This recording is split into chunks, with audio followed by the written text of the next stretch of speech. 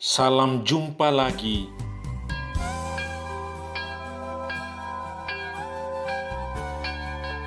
Bersama saya, Pastor John Lewar SVD. Suara Pagi.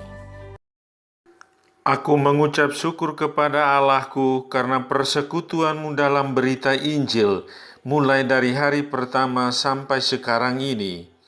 Akan hal ini aku yakin sepenuhnya, yaitu Ia yang memulai pekerjaan yang baik di antara kamu akan meneruskannya sampai pada akhirnya pada hari Kristus Yesus.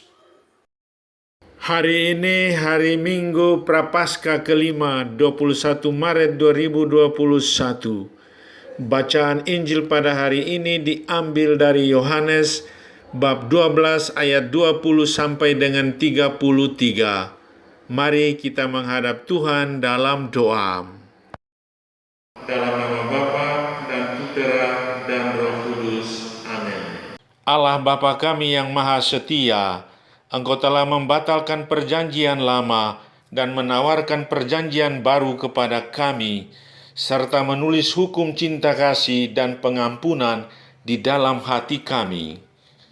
Arahkanlah kiranya pandangan kami kepada Yesus Kristus Tuhan kami, yang karena taat dan wafat telah mempersembahkan diri bagi kami dan seluruh umat manusia. Dialah Tuhan dan pengantara kami. Amin. Tuhan bersamamu dan bersama rohmu. Inilah Injil Yesus Kristus menurut Yohanes. Dimuliakanlah Tuhan. Di antara orang-orang yang datang ke Yerusalem untuk merayakan Paskah, terdapat beberapa orang Yunani. Orang-orang itu pergi kepada Filipus yang berasal dari Betsaida di Galilea, lalu berkata kepadanya, "Tuan, kami ingin bertemu dengan Yesus." Filipus pergi memberitahukannya kepada Andreas, dan berdua mereka menyampaikannya pula kepada Yesus. Tetapi Yesus menjawab mereka, katanya, "Telah tiba saatnya Anak Manusia dimuliakan. Aku berkata kepadamu, sesungguhnya, jikalau biji gandum tidak jatuh ke dalam tanah dan mati, ia tetap satu biji saja. Tetapi jika mati, ia akan menghasilkan banyak buah. Barang siapa mencintai nyawanya, ia akan kehilangan nyawanya. Tetapi barang siapa tidak mencintai nyawanya di dunia ini, ia akan memeliharanya untuk hidup yang kekal. Barang siapa melayani aku, ia harus mengikuti aku, dan di mana aku berada, di situ pun pelayanku akan berada. Barang siapa melayani aku, ia akan dihormati Bapa. Sekarang jiwaku terharu, dan apakah yang akan kukatakan? Bapa, selamatkanlah aku dari saat ini. Tidak, sebab untuk itulah aku datang ke dalam saat ini. Bapa, muliakanlah namamu. Maka terdengarlah suara dari surga. Aku telah memuliakannya, dan aku akan memuliakannya lagi.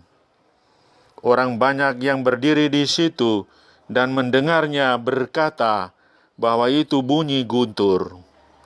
Ada pula yang berkata, seorang malaikat telah berbicara dengan dia.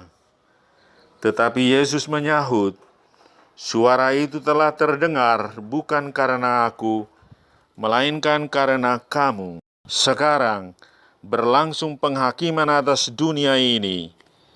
Sekarang juga penguasa dunia ini akan dilemparkan keluar, dan aku, apabila sudah ditinggikan dari bumi, aku akan menarik semua orang datang kepadaku. Ini dikatakan Yesus untuk menyatakan bagaimana caranya ia akan mati. Demikianlah Injil Tuhan. Terpujilah Kristus. Tema renungan kita pada hari ini, kehilangan yang menyelamatkan. Saudari-saudaraku yang terkasih dalam Kristus, Di atas gunung Sinai, Tuhan mengikat perjanjian dengan bangsa Israel yang terpahat dalam 2 loh batu atau 10 perintah Allah. Melalui perjanjian, bangsa terpilih mengenal dan mencintai Allah sebagai satu-satunya sumber dan penuntun hidup mereka. Kasih yang tulus dari bangsa terpilih menggugah hati Allah sehingga dosa dan salah mereka tidak diingatnya lagi. Di sini menjadi jelas bahwa perjanjian Allah dengan umatnya benar-benar menjadi satu perjanjian pengampunan. Bangsa terpilih menyadari bahwa hubungan yang baik dengan Allah harus diperjuangkan terus-menerus melalui pertobatan yang sejati. Surat kepada orang Ibrani mengemukakan satu contoh ketaatan Kristus yang luar biasa. Dia tidak berdosa, tetapi rela mati di salib demi keselamatan manusia.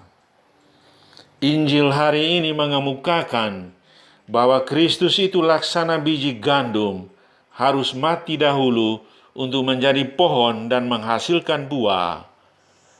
Yesus menanggung sengsara, wafat dan mati di salib. Dan Yesus setia di jalan salib itu. Yesus taat kepada kehendak Bapa, dan sesudah itu bangkit dari alam maut dan menjadi sumber selamat seluruh dunia. Saudari-saudaraku yang terkasih dalam Kristus, apa pesan Tuhan bagi kita pada hari ini? Pertama, Kristus menyerahkan dirinya tanpa syarat kepada kehendak Bapa. Sebagai pengikut Kristus, tidak mudah menghadapi hidup ini. Tetapi kita harus menunjukkan sikap iman, yaitu percaya dan mempersembahkan hidup kita dengan segala kemampuan dan bakat bagi sesama. Kedua, tiada kemuliaan tanpa kematian. Kepentingan pribadi sering mendorong kita untuk mencari kemapanan diri, zona nyaman. Hanya orang yang berani mengalahkan diri sendiri dan menyangkal dirinya, dialah yang berbahagia. Ketiga, tanpa kematian tidak ada kehidupan. Kalau biji gandum disimpan saja, tidak menghasilkan buah. Apabila ditanam, akan berbuah. Dengan mengorbankan ambisi pribadi dan kepentingan sendiri, kita menjadi anak-anak Allah dan anggota gereja yang hidup. Saudara, Yesus mengorbankan diri dan mati di salib demi keselamatan kita yang lemah dan berdosa ini. Kehilangan yang menyelamatkan. Amin. Sahabatku yang terkasih, selamat hari Minggu Prapaskah kelima. Salam doa dan berkatku untukmu dan keluarga di mana saja berada. Dalam nama Bapa dan Putera dan Roh Kudus. Amin.